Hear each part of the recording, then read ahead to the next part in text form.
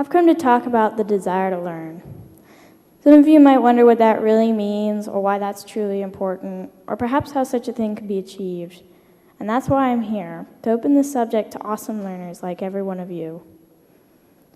There were a few experiments that illuminated the existence and importance of this desire in our lives. An experiment conducted by Harry F. Harlow in the 1940s was set up with several monkeys, each with the same puzzle to solve. Would they do well? Poorly? The experiment was likely set up to test how they would manage it, but it showed monkeys working with pleasure and eagerness to complete the puzzle at impressive rates. Their interest was fueling them. The scientists even tried rewarding the monkeys for completing each puzzle to see if this zealous attitude was better stimulated by the thought of a treat, but just the opposite occurred. Making the puzzle into a way to gain food ruined the fun for the primates. They made more mistakes and completed it slower.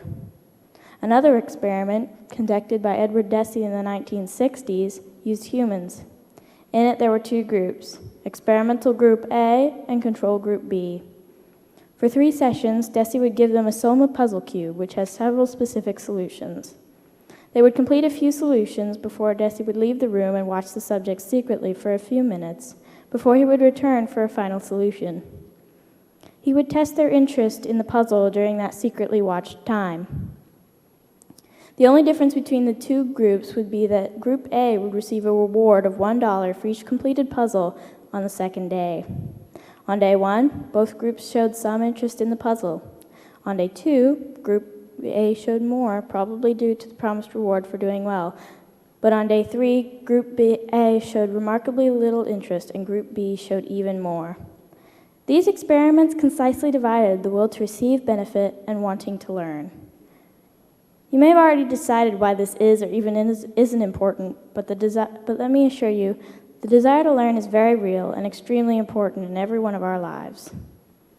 As Teresa Amabile put it, the desire to do something because you find it deeply satisfying and personally challenging inspires the highest levels of creativity, whether it's in the arts, sciences, or business.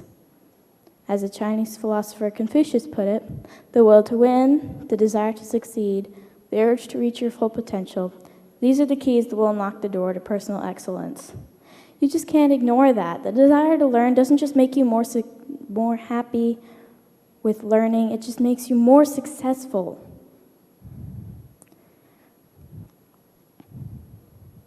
When I entered middle school, I could see they were doing all sorts of things to encourage this desire.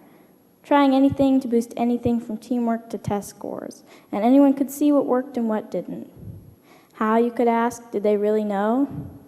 You could see it in the way the students were happier in class, more confident on that quiz, more creative on that project, or better motivated on the assignment. They really wanted to learn.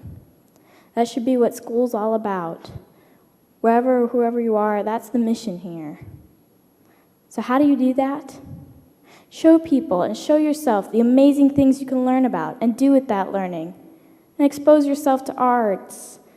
Combine, create, build, apply, make things. And before you know it, you'll want to know more. You'll want to learn. You can be absolutely shocked by the kind of difference that purpose can make in your life and others around you that give it their time. Thank you for the time that you've given this speech, and I hope you learned something.